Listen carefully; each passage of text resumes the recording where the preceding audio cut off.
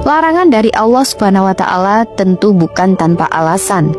Dalam Islam, setiap perintah dan larangan punya hikmah, meski kadang tidak langsung bisa kita pahami. Babi adalah salah satu contoh nyata.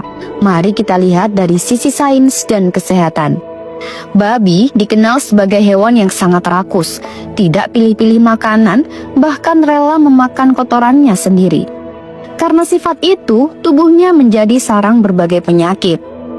Para ahli kesehatan menemukan bahwa daging babi rawan mengandung parasit berbahaya seperti cacing pita atau Taenia solium dan virus mematikan seperti swine flu. Bahkan dalam sejarah modern, banyak wabah penyakit berawal dari peternakan babi. Inilah mengapa Allah mengharamkan babi, bukan sekadar karena jijik, tapi demi melindungi manusia. Dan kalau dipikir-pikir, larangan itu justru bukti kasih sayang Allah.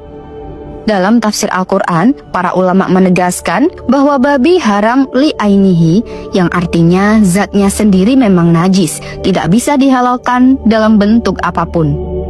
Berbeda dengan bangkai atau darah yang masih bisa berubah status jika diolah, sedangkan babi tetap haram dalam kondisi apapun meskipun dimasak dengan durasi yang sangat lama, tetap saja haram.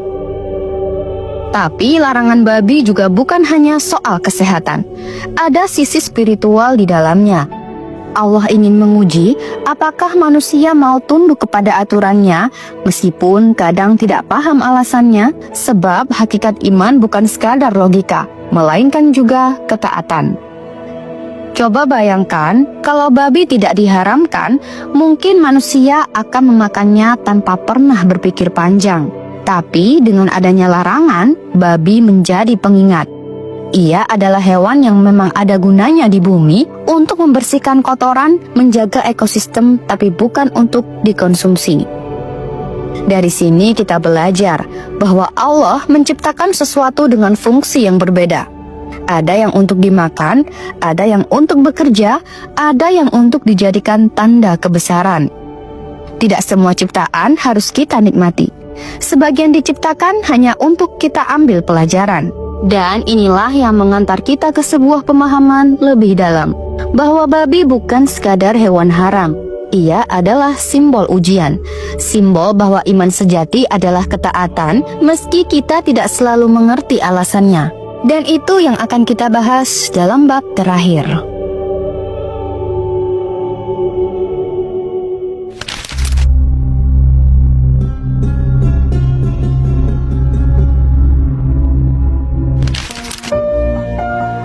Di balik semua kisah tentang babi, dari bahtera Nabi Nuh hingga larangan dalam Al-Quran, ada satu pesan besar, bahwa babi adalah ujian ketaatan. Allah Subhanahu wa Ta'ala bisa saja tidak menciptakan babi, tapi justru dengan adanya larangan, maka manusia diuji. Apakah kita tunduk pada aturannya, atau lebih memilih hawa nafsu? Babi memang punya fungsi. Di bahtera Nuh, ia membersihkan kotoran. Di alam, ia menjaga keseimbangan dengan sifat rakusnya. Tapi Allah tidak menjadikannya halal untuk dimakan. Sama seperti api, bermanfaat untuk memasak, tapi berbahaya kalau kita peluk. Ulama mengatakan, tidak ada ciptaan Allah yang sia-sia, hanya saja tidak semua ciptaan untuk dimakan. Itulah intinya. Keharaman babi mengajarkan bahwa iman bukan sekadar ritual besar, tapi juga ketaatan pada hal-hal kecil, bahkan pada makanan sehari-hari. Jadi, babi bukan sekadar hewan haram. Ia adalah pengingat bahwa iman sejati adalah tunduk, meski kita tidak selalu tahu alasannya. Dan inilah rahasia terbesar di balik penciptaannya. Wallahu a'lam bishawab. Pada akhirnya, kisah babi bukan hanya soal hewan haram. Dari bahtera Nabi Nuh hingga larangan dalam Al-Quran, semua mengajarkan satu hal, bahwa Allah tidak menciptakan sesuatu sia-sia. Babi diciptakan mempunyai fungsi, tapi bukan untuk dikonsumsi. Keharamannya adalah ujian, apakah kita mau taat meski tidak selalu tahu alasannya? Kisah ini mengingatkan kita bahwa iman tidak hanya diuji lewat ibadah besar, tapi juga lewat hal sederhana seperti makanan.